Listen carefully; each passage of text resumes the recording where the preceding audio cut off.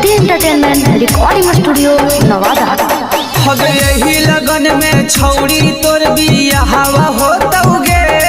हग यही लगन में छौड़ी तोर बिया हवा होतौगे।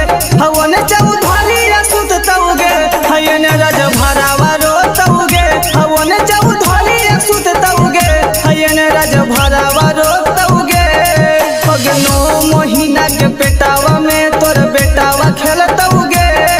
हग 9 महीना के पेटावा में तोर बेटावा खेलतौगे।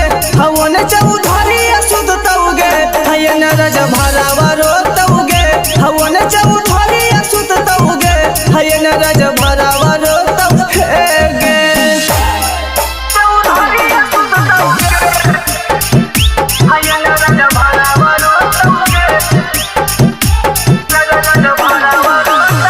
हमरा के छोड़ तू चल जइनी दूर गे।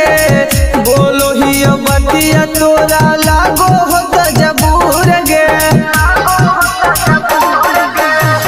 हमरा के छोड़ के तू चल जइनी दूर गे। बोलो ही बतिया लागो होत तोरा जबूर गे। पराती तोर खेतावा छौरी ओहे जोततौगे। अगे पराती तोर खेतावा छौरी ओहे जोततौगे। हयन चौधरी सुततौगे हवन रज भरावा रोतौगे। हयन चौधरी सुततौगे हवन रज भरावा रोतौगे।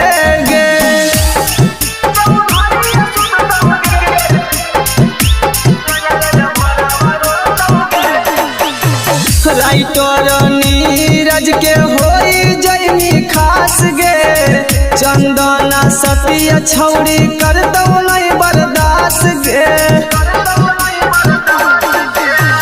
राइटर नीरज के होई जइनी खास गे। चंदना सतिया छौड़ी करतौ नहीं बर्दाश्त गे। पन पन तोरा जवानी के रसावा गारी देतौगे।